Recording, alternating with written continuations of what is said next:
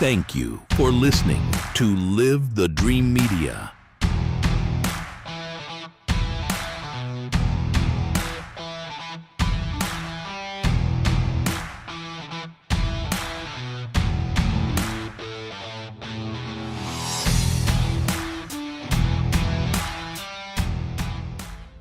Does your ordinary radio feel a little limited? If you're looking for a new way to listen, it's time for a fresh start. Introducing the Live the Dream Media app, your premier destination and a new level up for digital radio. Over the last 2 years, we've found new ways to ensure your digital radio experience is the best it can possibly be. From live podcasts that spark new perspectives to a 24/7 soundtrack of live music, and even our built-in merch store. We've built a platform that is convenient, high quality, and simple to navigate. But we're only just getting started. Catch all of our shows weekly and join the Live the Dream Media family today and help us change the airwaves forever. Download it for free on the App Store or Play Store today. Live the dream. The dream starts now.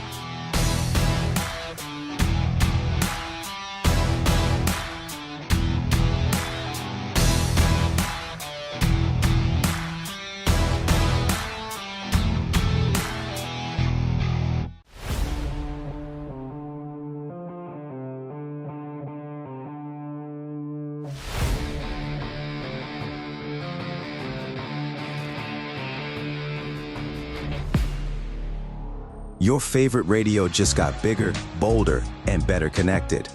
Live the Dream Media is revolutionizing how you stay tuned in. With our explosive growth in online radio and our brand new mobile app, your entertainment goes wherever you do. Stream your favorite shows, discover new hits, and connect with audiences across the digital landscape, all at your fingertips. Advertisers don't miss out. Join our expanding digital network and reach engaged listeners across platforms. Download the Live the Dream Media app today and experience radio reimagined.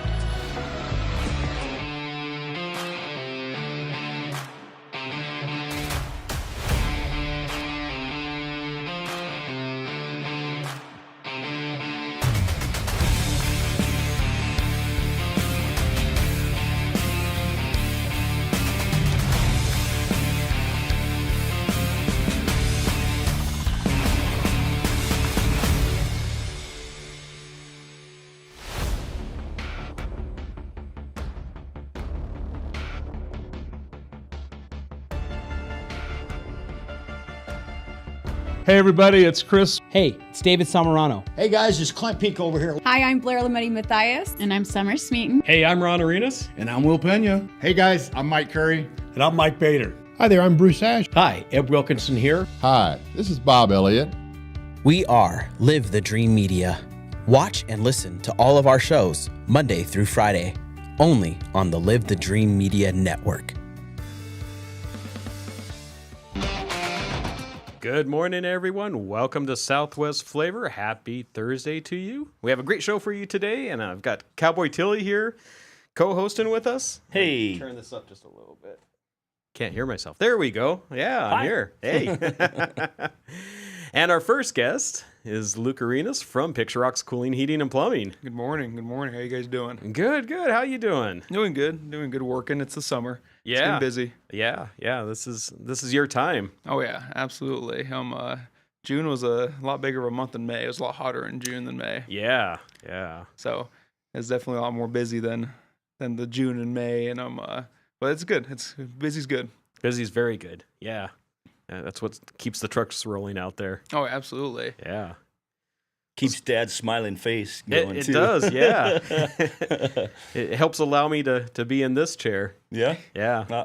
I noticed that you've kind of been, you've got a little, lighter on your face, and, you're having breakfast and dad jokes and, all these things that the only time I get now. sun is when I'm on my bike. Do you work at all anymore? I do. Do you? Does he? He'll tell you he does. Well, I know you forgot something yesterday morning. You had to run all the way back to the house after our meeting at no, BAT, not to the right? house, to the customer's house. Oh, to the customers. Yeah, I met my technician over there. So, yeah, I had like a probably 40-mile drive to take apart because I was on the northeast side of town. I had to go to the southwest side of town. Yeah. Are you hiring more delivery drivers? No. That hopefully that's a once in a very long occasion. But you guys are hiring plumbers, I heard. We're looking for a plumber. Yep. Yeah? Yep. Yeah. What do you do specifically with Picture Rocks? I'm the project manager for the HVAC install side. So I do everything as far as going in the home, making sure everything's going according to plan. I'm talking to the customer, getting them all taken care of there too. So I'm usually the customer's first point of contact when it comes to installs, and I'm helping out with that. So I do everything HVAC. I don't touch the plumbing. That's not my specialty. But we've been doing a lot of big projects lately, more like 2-3 day projects. So it's been a little bit different than kind of the last summers, but it's good for the guys. Keeps them focused on one thing. Fills up their week. So a lot of mini splits lately too. Yeah. A lot of people don't even know what mini splits are, but we're doing a ton of them lately. Yeah. Well, tell us a little bit about a mini split. Well, mini splits are great. They're fully, truly zoned systems where you have a individual air handler in every single room, so you can put every single room at different temperatures. Why a lot of people like them. They're also super efficient. So you'll have people that have a family of 5 and a big old 2,000 square foot house, but their kids probably want it at 72 degrees when the mother-in-law wants it at 80 degrees. So you can actually truly do that in every single part of your home, which is the nice thing. And they're going to be a good 30 to 40% more efficient than your average system too. So they have a cost to them, of course, but if they're in the long run, 15, 20 years, you're definitely going to get your return on your investment. They're super nice systems. And maintenance isn't too bad on them either. All reusable filters, so it makes it pretty easy for anyone to maintenance them. So they're really nice. Even in garages. Yeah. It's one thing too.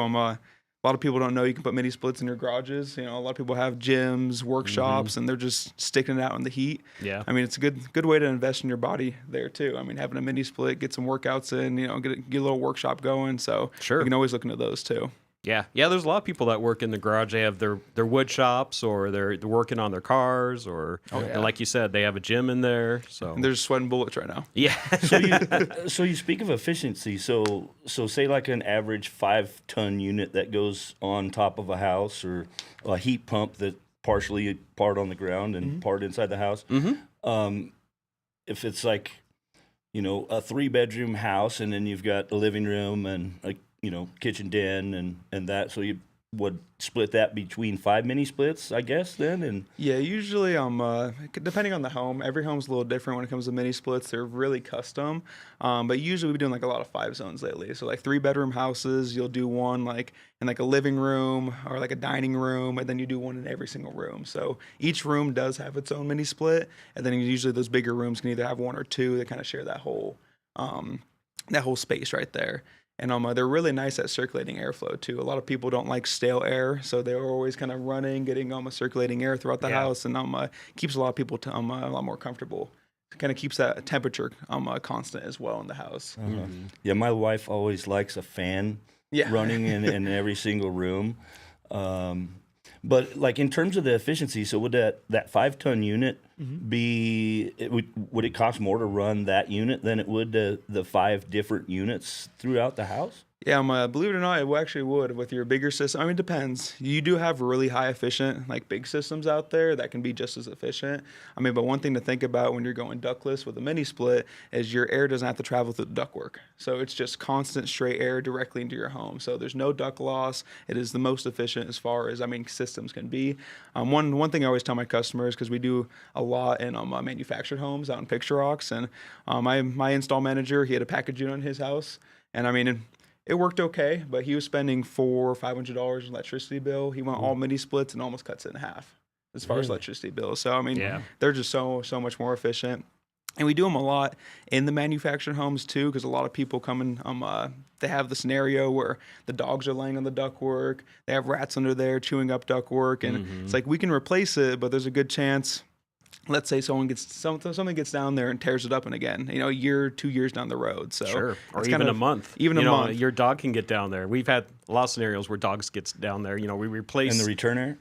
Well, you can have your return and your supply air down there. If you have a package unit, then all your ductwork's underneath.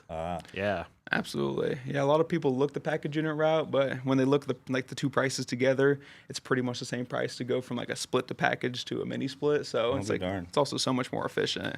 Mm-hmm. Well, it's kind of funny. Like at the new ranch, we want to open that one wall up, but the kind of downside is that the air ducting goes right across the top. So, you lose that air ducting.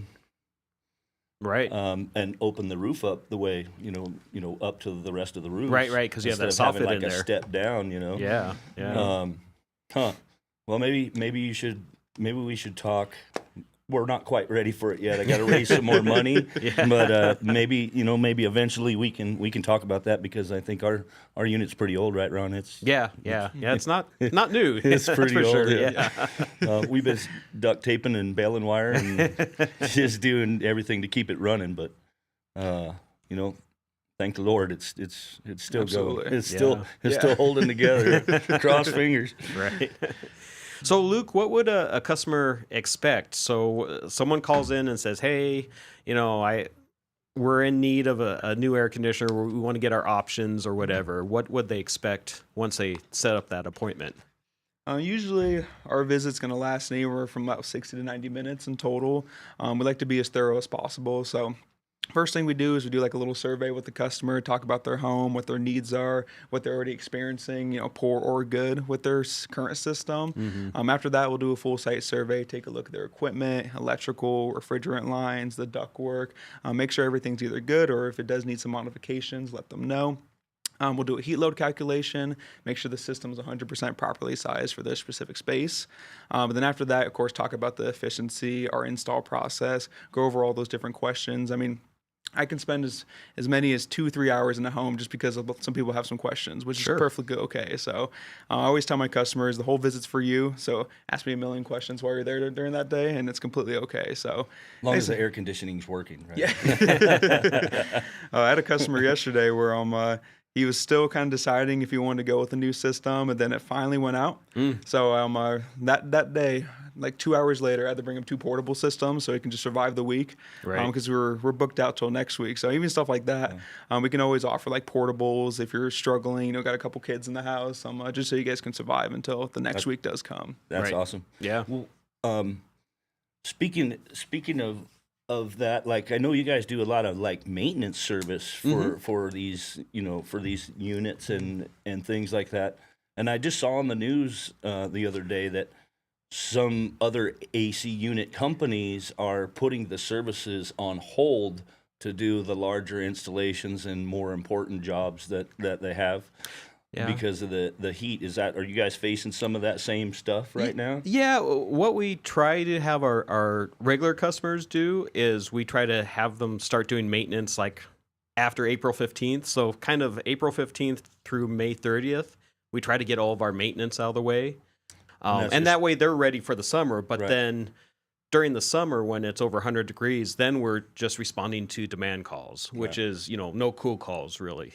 So, yeah. Yeah, we do like to try to prioritize our maintenance club members too, just because they've been with us for years. They're part of the maintenance club, so they usually get the first priority when it comes to a visit as well. Yeah. Awesome. Yeah. Awesome. That's very, very, very cool. Yeah, yeah. Well, I mean, you want to retain your customers, and you want your customers to be happy with you. So, well, and I mean, when it's 108 degrees outside and your air conditioning goes off, I don't care. Oh, yeah. Just come and fix it, please. Yeah. I remember the business. Before I didn't do any air conditioning stuff, but I did, the plumbing side of it. Okay, absolutely. The thing like, when the toilet stops up or something like that.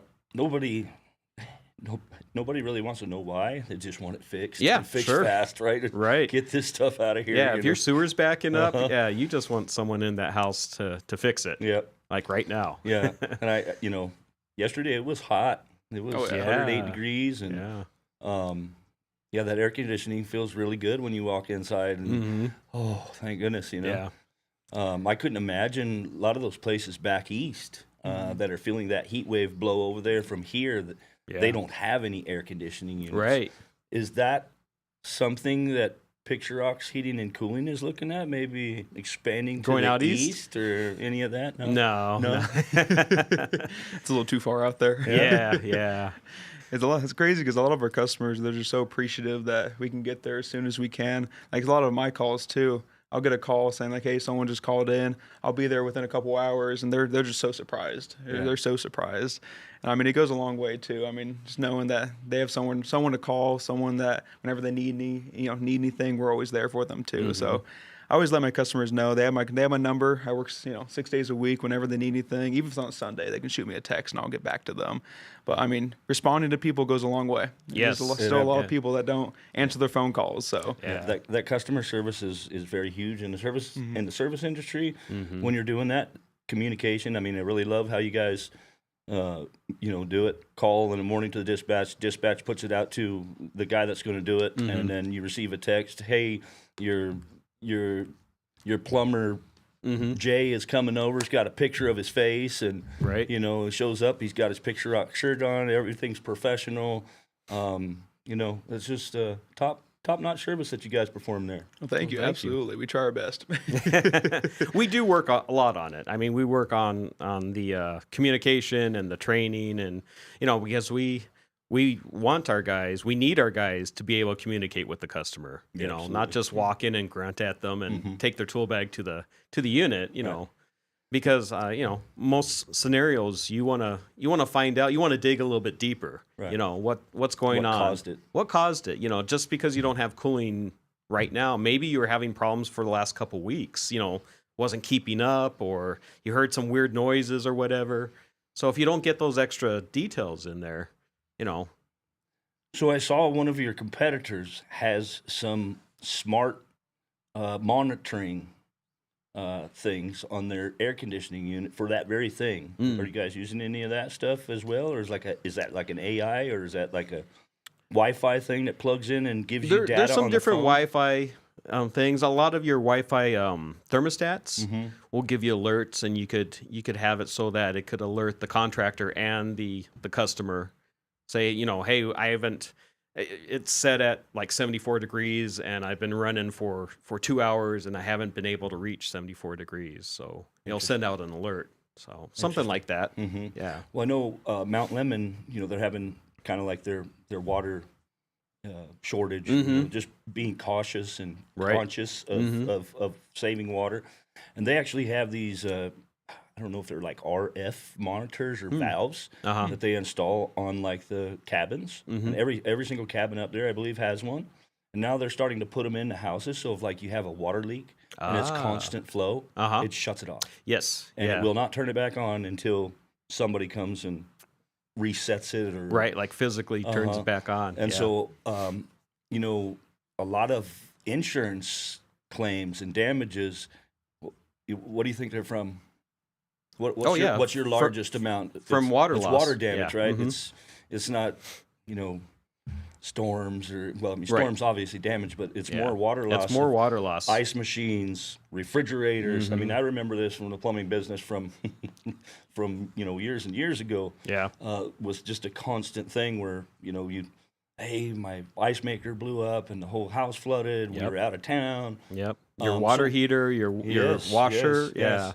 So a lot of the newer homes, high-end homes, these things are being pretty much mandatory in terms of the insurance, because they want to save that before it causes way too much damage. Sure. Are you guys using that stuff too? A little bit. There's some different manufacturers that put out things like it's almost like a rope that you could put like in your pan of your water heater, and it's an electronic, and so if there's water in that pan, it'll send you an alert. Yeah. And there are valves, like you said, smart valves that you could hook up, and it would actually turn off that valve.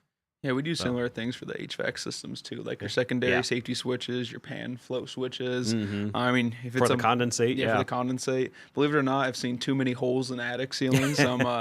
It's just because they didn't have those safety switches in there. So if you're out of town, it's a monsoon season, your system's running, you're never gonna know. You don't want to come home to a big old bubble in your ceiling. Yeah. Yep. No. Well, hey, let's take a quick sponsor break, and we will be back in just a couple minutes with Southwest Flavor. In Marana, community isn't just where we live, it's who we are. And at the heart of it all is the Marana Chamber of Commerce. We are building a thriving community through connected business leadership. We start the month bright and early with Marana Mornings, sparking real conversations and connections. We celebrate growing networks at our 4th Tuesday mixers, hosted in exciting spaces. We unite visionaries and leaders at Impact Marana, driving meaningful progress together. We look ahead with Marana Insights, hearing directly from regional voices about what's next for our town. And we serve through the passion of our board of directors and ambassadors, creating a culture of belonging through service and leadership. Because of our members, we're not just doing more, we're becoming more. Together, we're shaping the future of Marana. We are the Marana Chamber of Commerce. Stay Insurance on Irvington Road will help you with all your insurance needs. If you feel like you have a hard case due to a moving violation, a DUI, a suspended license or a car accident, contact us and come to Stay Insurance on Irvington Road and get a quote today. Open late hours y hablamos español. Estrella Insurance, an agency you can trust. My heat and air were in a state of disrepair. It's July in Tucson. No time to gamble on a cheap AC install. Some of the other AC names got bought out by investment companies and won't stand behind their installs. We stand behind our installs with a 1-year money-back guarantee. Family owned since 2001. Picture Rocks Cooling, Heating, and Plumbing. Call 520-492-0748 or online at picturerockscooling.com. Picture Rocks Cooling, Heating, and Plumbing. Piper Family Painting. We believe great paint does more than just change a color. It protects a home and the people inside of it. From careful prep to the final coat, our team shows up with pride, precision, and respect for your property. We don't rush, we don't cut corners. We paint it like it's our own home, because in this Tucson community, it is. Piper Family Painting, bringing new colors to the Old West. Therapeutic Ranch for Animals and Kids is an inclusive community empowered and united by the strength of the human-animal bond. It taught me responsibility. It taught me kindness and social interaction. We have programs for every member of our community. I love TRAK because I have 2 daughters. We come out here and get all of our energy out. TRAK is my home away from home. You can make a donation or even become a monthly donor. Thank you for supporting TRAK, Tucson's Ranch. We hope to see you here soon. Life is all about change and growth. You grow from renting to buying, your kids grow from toddling to driving, and then you grow from working to retiring. Is your insurance agent growing through life with you? I'm your local Allstate agent, Brittany Gutman. My team and I can help you navigate all those changes through home, auto, and life insurance. You're in good hands with the Brittany Gutman Allstate Insurance family. Call me at 520-797-7811 or email bgutman@allstate.com. All right, we are back. You're watching Southwest Flavor. Check us out every Tuesday and Thursday at 9 a.m. Talking with Luke Arenas from Picture Rocks Cooling, Heating, and Plumbing. Let's talk a little bit more about the condensate and the condensation, since we're going into the monsoon season. It's a little bit late this year. Yeah, but it's coming. Yeah, that's going to be your worst season for condensate issues. Whenever it comes to condensate, you want to make sure everything is flowing throughout the actual condensate itself, not below a base, below the house, in the attic. We always do secondary safety switches with all of our systems, just so if anything ever does overfill or ever get plugged up, it just shuts everything off before it does actual damage. Usually when you have your system in the attic, you have your 2 condensates, your low one and your high one. Usually whenever the high one's going off, it's over like a kitchen window or something, so it just is so you know that it's actually dripping at that point. But a lot of the times with some of our maintenance customers, we've already done the float switches, the secondary safety switches. So if it's at the point where it's a really, really rainy season, you notice the AC stops working, it's usually because of that. Usually just needs to be cleared out and then reset that float switch or condensate switch. Right. But it's definitely important. It's definitely important to get one of those, because it's a lot better to have someone come out and reset a switch than having internal damage inside of your home with either water, It's an attic. I've seen a lot of them underneath bases and garages too, where it just completely floods everything out. Yep. And then also, if you have some sitting water in your coil pan, it's going to start rusting things out over time too. I've seen systems fully rusted out just from water dripping in them. So water, as we know, water can do a lot of damage. So we want to make sure it's controlled very fast. Yeah. And so for some of those people that really don't know a whole lot about air conditioning and stuff like that, you spoke about condensate, and we know what condensation is in water. But why does it build the water, and what is what's the process of that pump, and how much water does it deliver during a very humid time that it's raining? It can deliver a lot during those humid times, because usually, you'll see it dripping a little bit during during your regular summer months, just little drips here and there. But even like my AC system, last time we got the rain, probably about 3 weeks ago, we got a good old storm over there in Marana. It was pouring out there. My condensate was just pouring out buckets and buckets. Yeah. So your indoor coil is your cold coil, so it's going to have that condensation on it, and then whenever it gets super humid, it's going to condensate probably 2 or 3 times more.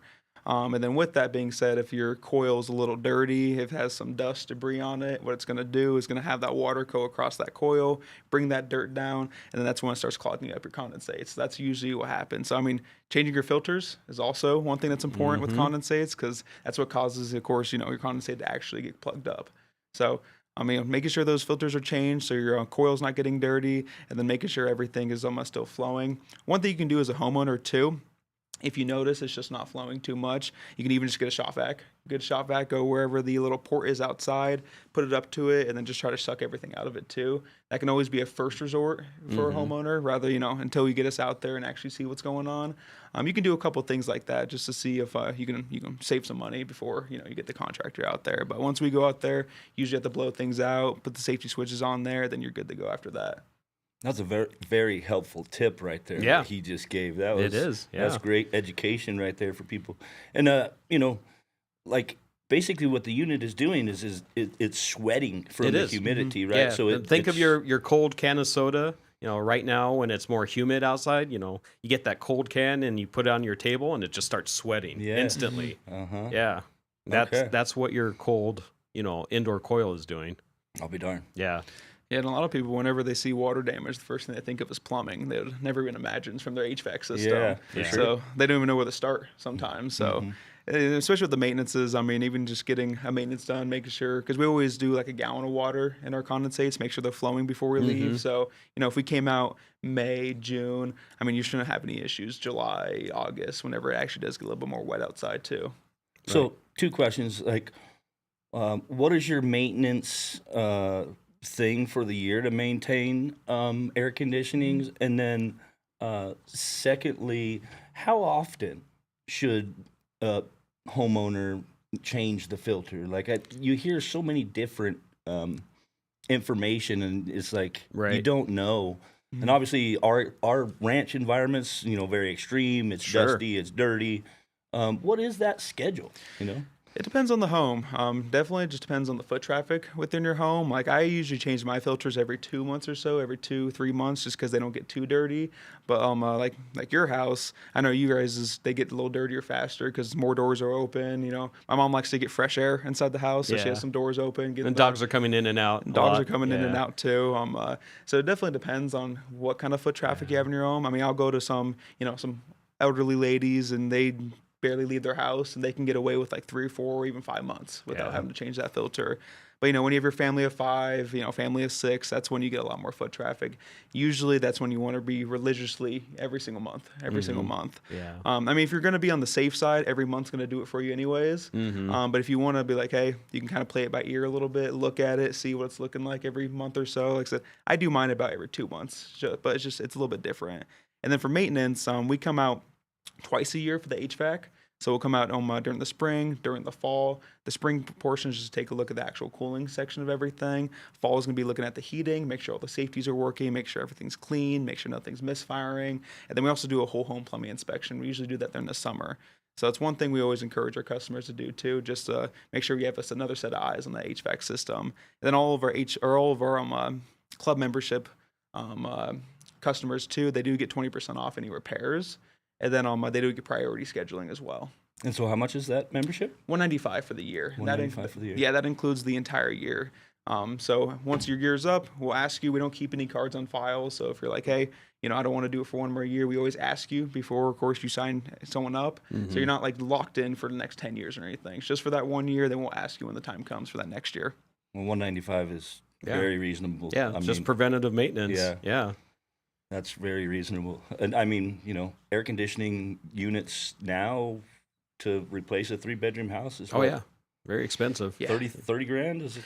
No, it's starting at, for a 3-bedroom house, starting at 12 or 13? About 12 to 13 is usually where things start. 12 to 13. Yeah. And then you guys offer a guarantee or a warranty with those installs. We do. I thought we do. Yeah, so what we do with our 1-year guarantee, it's our ironclad guarantee. It's a little bit different from other contractors. It's whenever we go into the home, if we can make a perfect solution for you. So, of course, do that heat load calculation, make sure that's accurate, make sure the ductwork is properly sized, make sure everything is comfortable inside the home, too. That's one thing we like to look at. We want to make sure you're comfortable in every aspect of your home. We don't want that, have your daughter or your son bothering you because it's hot in their room all the time. So if we can get a 100% perfect solution for you, we're able to offer a 1-year money-back guarantee, which basically means that if we install that system, it's not up to your standards, it's not working the way it should, it's not mechanically working, we can either take it back, we can either talk about different systems at that point, or we can just give you your money back. You can go with a different contractor. It's more of an insurance for the homeowner that we're taking more of the risk just because we're very confident in our installs, rather than, of course, that homeowner taking a lot of the risk, too. So that's what we do. And I always explain that to the customers for the different kinds of projects. So it just definitely depends on what you're doing inside the home, too. That's fantastic. Oh, yeah. Where did you get educated? Really, I learned everything through the company. I started right out of high school, and then my technicians, our service manager, he's the one that taught me everything as far as technician-wise. And then I learned things from my dad over the past 10 years, helping him out in service calls when I was young. And then my older brother's my manager, so he pretty much taught me everything as far as like the install side of everything too. So how was it like grabbing the wrong tool for Pops over here? He was fine. He wasn't mean at all. It's it's doing it for your brothers. That's when it's different. Yeah, I bet. Are you guys still throwing punches? No, nothing. Not too bad. Thankfully we all do our own thing in the company, so I don't get to hear from him too much. So it's a good thing. A little separation there. Huh? Yeah, a little separation. I worked with both my brothers before. When I was younger, I worked with my oldest brother, but that was when I was like 15, 16 years old. Now I can actually I actually work full time with the middle brother. So I've gone to work with all of them. They're all nice. Yeah. No complaints there. All right. I heard your mom is kind of like the disciplinary of the whole family. Yeah, she's the HR at home and in the company. So yeah, she's the one that lays down the law. Yeah, I think I heard her say something that she has 4 sons before. Yeah, yeah. I'm sure it feels like that having all the boys too. Yeah. Yep. All right. Well, hey, thank you, Luke. Thanks for coming in today. Oh, absolutely. It's been great. Thank you for having me. Yeah. And we'll see you next week or next month when you're back on the show. That sounds good. All right, we're going to take another quick sponsor break. We will be back here in just a couple minutes. Hey, Tucson. Why do we accept pain as normal just because we're over 40? Nearly 8 out of 10 Americans suffer with back pain. At Wellness Chiropractic, we help people after car accidents with chronic neck and back pain, numbness tingling down the arms. If you're like me, you like to spend time outside with the family, hiking, biking, everything. Don't let that pain stop you. Wellness Key Chiropractic, we help that body move better so you can be the better version of yourself. I've had water and mold damage in my house twice. Both times I freaked out, but I called Steamy Concepts right away. If anyone tries to tell you to use someone else, just say no way and call Steamy today. About a year ago, we had a flood in our kitchen, and we didn't think to call anyone else but Steamy Concepts. They were very professional, and we really enjoyed working with Steamy Concepts. Steamy Concepts accepts all homeowners insurance. Call Steamy today or go to steamyconcepts.com. Arcadia Landscape has been a part of the Tucson community for over 40 years. In that time, we have grown from landscape maintenance and construction to tree services, water features, reptile removals, irrigation repairs and installations, and low voltage lighting. It's our mission to keep our community clean and educated so you and your family can enjoy it just as much as we do. No job is too big or too small. Contact us today for your landscaping needs.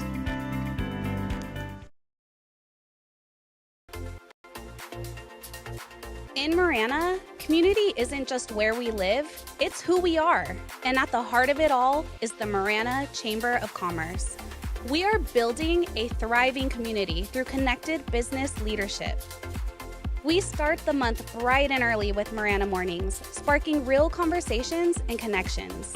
We celebrate growing networks at our 4th Tuesday mixers, hosted in exciting spaces. We unite visionaries and leaders at Impact Marana, driving meaningful progress together. We look ahead with Marana Insights, hearing directly from regional voices about what's next for our town. And we serve, through the passion of our board of directors and ambassadors, creating a culture of belonging through service and leadership. Because of our members, we're not just doing more, we're becoming more. Together, we're shaping the future of Marana. We are the Marana Chamber of Commerce.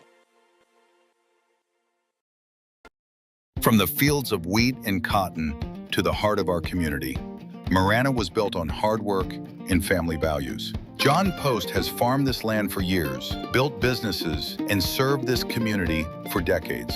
As mayor, Jon will fight for sustainable growth that respects our roots, keep neighborhoods safe, and make sure Marana remains the best place in Arizona to raise a family. Jon Post, farmer, father, and neighbor. Hi, I'm Jackie Craig. I'm running as a write-in candidate for the Town of Marana Town Council. The way that these 3 candidates worked with a PAC out of California, Worker Power, and they derailed the downtown development project to develop downtown Marana into a real downtown. We can't have people who have such a misunderstanding of what Marana needs winning the council race. Fill in the little circle, write my name, Jackie Craig, for the Town of Marana Town Council. So she had to take care of it. We are back. You're watching Southwest Flavor, and Scott and I have another guest. Yeah, very famous one. Yeah. Good morning, Mayor. Good morning. How are you guys doing this morning? Good. Mayor Jon Post of Marana. Yeah, well, thank you for having me. I really appreciate it. Yeah, thank you. Thank you for coming in. I know that you're busy. Yeah, I've been just a little bit busy lately. Yeah. Running a campaign, being the mayor, trying to, make a living, all that kind of good stuff. Planting some pumpkin seeds? Planting pumpkins. My cotton's about knee high. Ah, okay. So, when do you harvest the cotton? Cotton comes September? off in late October, November. Oh, that late. Okay. Yeah. I didn't realize it was that late. Yeah. It used to be earlier, but we've, with some of these newer varieties of cotton, we can push that harvest date out a little bit. Oh, wow. Yeah. Happens quick. Interesting. Okay. It grows faster, or? It just doesn't shut down. It kind of times itself a little bit more to the weather. Huh. Where previously older varieties would just run out of steam and shut down, and so that's why September cotton is that's what you would think. Yeah. That's what I remember always seeing. Right. Yeah. Yeah. But that's not the case anymore. Huh. Okay. So they're still spraying with defoliant and trying to get it all picked before moisture sets in? Yeah. We only really spray for 2 things. A growth regulator, so that cotton doesn't get too big, because, naturally it's a tree. Oh. And so we kind of keep it suppressed and help it regulate the growth and put more fruit on. And then defoliant. That's really all the spraying we do anymore. Wow. And so, GMO varieties, you can have your opinion of them, but they sure have changed, the amount of pesticides that we use. Okay. Well, that's a good thing. That's a really good thing. Yeah. It's a really good thing.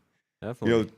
25 years ago, I put an airplane in the field every single day spraying something, and now we never do, ever. Okay. So, yeah, pretty good trade-off, really. Yeah, definitely. So tell us a little bit about the campaign. Well, it's anybody's guess at this point. I was kind of hoping that I'd get the opportunity to do, some interaction with the other candidates, but so far that hasn't happened. Oh. So I really don't know much about them. I know they have a couple of two focal interest points, the data center and the immigration facility. Right. After that, I'm not really sure what they're. I mean, I know they've put some stuff out, but I'm not really sure what they're. Those are the hot talking points. Those are their talking points, and I don't know what else they know about Marana. Yeah. I mean, honestly, if you drive around Marana, there's not a lot to complain about. I mean, you have safe neighborhoods, you have good roads, you have a good police force, you're fiscally responsible. Yeah, what else do you want in a community? I think that's when you have that and you're running against incumbents that have delivered that, what do you do? Right. And so I think they've chosen the path of, in my opinion, really bad politics, kind of underhanded, dirty, throwing out, slander that doesn't truly belong anywhere in this conversation.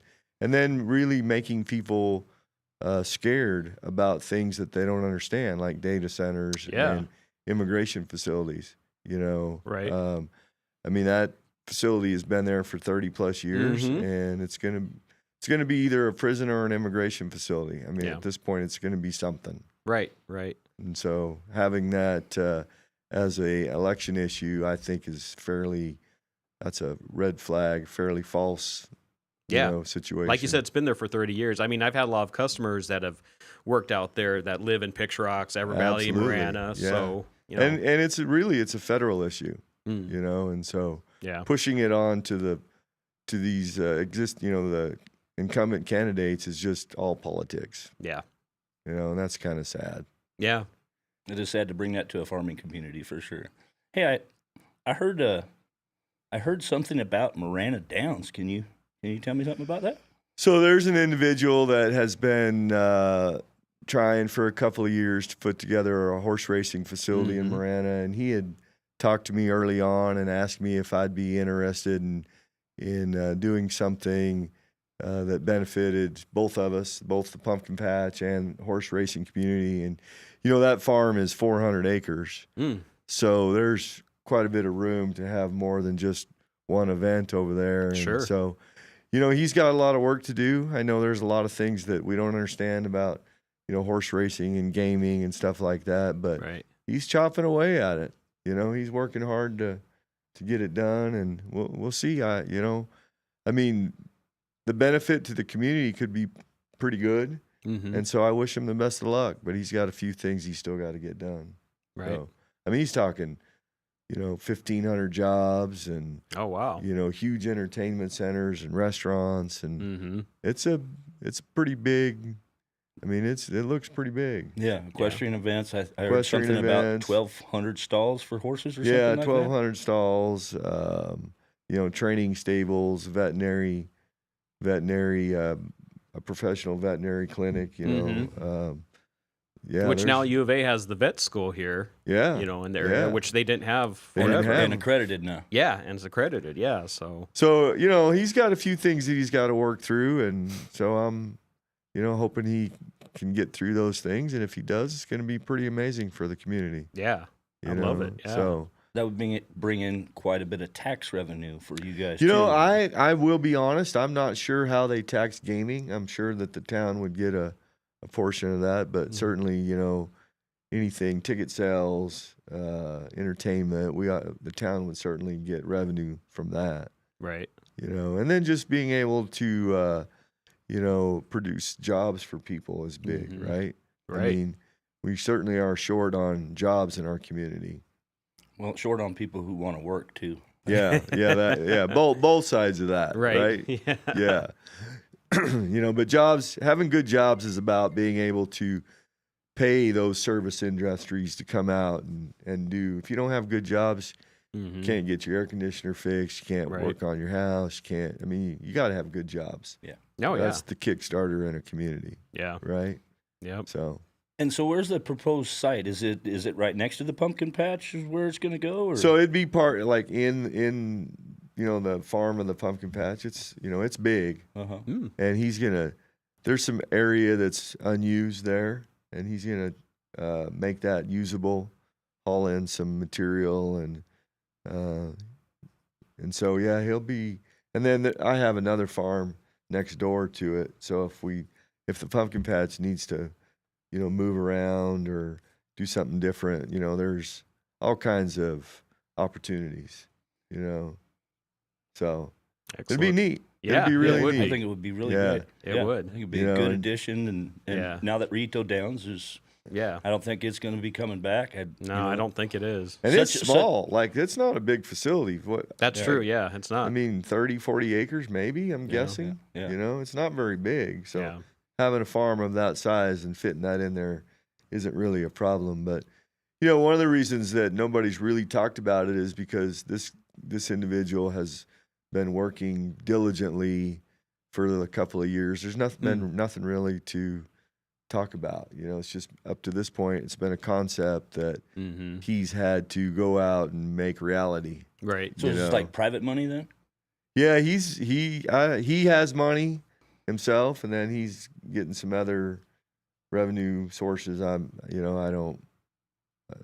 That's none of my business. Now, I've one really big question for you as a farmer and all of the Arizona water crisis that we're facing and shutting down and all these things. How is that affecting your farm? So the way it'll affect us here in Marana is through the electricity. So we pump our water. We have a combination of surface water and groundwater. We pump them both. The surface water is very shallow, so it doesn't cost very much, and then the groundwater. But for both of those, we use our power from the Hoover Dam. And so if the water level behind the dam does one of two things, either number one, it runs out, or number two, there's not enough pressure to turn the turbines. A lot of the electrical districts that serve farmers in Arizona are going to really suffer. Oh, wow. And so kind of an unseen, everybody's worried about the water, and that is worrisome. Yeah. But the amount of generation that comes out of both of those dams, the level of Lake Powell has fallen so low that they're realistically talking about dead pool, which means they can't get water out of the dam. Right. And so that's an unseen consequence of having a drought. Yeah, having a drought. A lot of people don't think about. Exactly. So what is Plan B if that happens? Well, Plan B is you just wait until the water levels come back. There has to be, in my opinion, it has to get bad enough that the federal government steps in and starts to allocate the water. Currently, because Arizona is the junior on the list of the 7 states, we lose first. Where none of the other states have given much of anything. California, I don't think, has given anything. The problem is that in California, the water right is they own it. It's property, so you can't take it from them. Okay. Where in Arizona, our water rights are controlled by the state, and so the state can make adjustments. That's completely different in California. So they haven't been able to bring California water users, to the table because each of them individually would, have some loss. Wow. But if you figure, if we'd have cut that everybody back 10% 10 years ago, we would be in a much different position than we are today. But they didn't cut it. They let people use the water as if it was never going to end. And so now we kind of find ourselves in a little bit worse situation than we should have been. Right. But Southern Arizona has worked really hard to prepare for this, and we'll be fine. The city of Tucson, the town of Marana, we'll be fine. So some of the people that are kind of like up in the higher up of the state stuff, I was at a Rotary Club presentation, and this person, she didn't know why that we grew alfalfa in the state of Arizona in the desert. Can you elaborate on that? Why do we grow alfalfa in the state of Arizona? For one thing, one of our big industries is the dairy industry, and then the horses, and so producing trucking is a serious cost factor in producing milk, and so having local sources of alfalfa is a big deal for a dairy. That's number one. Number two, we grow it really well. Like, we get higher production yields than anywhere in the nation. I mean, we can cut 10 cuttings a year, and so the cost return is really good on alfalfa, and so that's why everybody wants to grow it here. Thirdly, the weather is fantastic. I mean, you can't sell alfalfa that's been rained on. So having, only certain windows of, monsoon times here in Arizona where it might rain, that's a big plus. But it does take a little bit more water. But farmers are really starting to put a lot of investment into their farms to try to conserve water. Reduce, and then they're pretty successful. They're doing a good job. They really are. Yeah, I told that state representative, I said, the reason that we grow alfalfa in the state of Arizona is because we grow the whole country's alfalfa, the whole world's alfalfa. I mean, there's Harquahela Valley, where my family used to farm, and in and around the Buckeye area.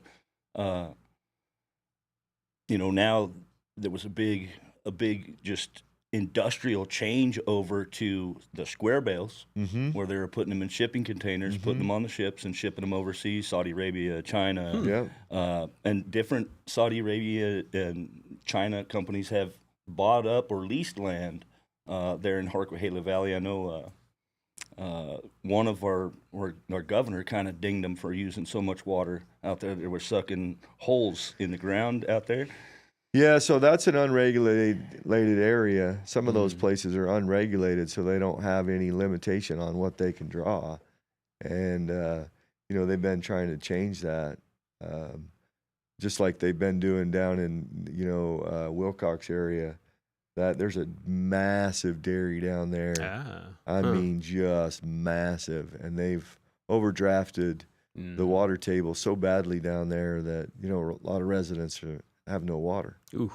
And so the states, I will say that Governor Hobbs has tried really hard to figure this water situation out in Arizona.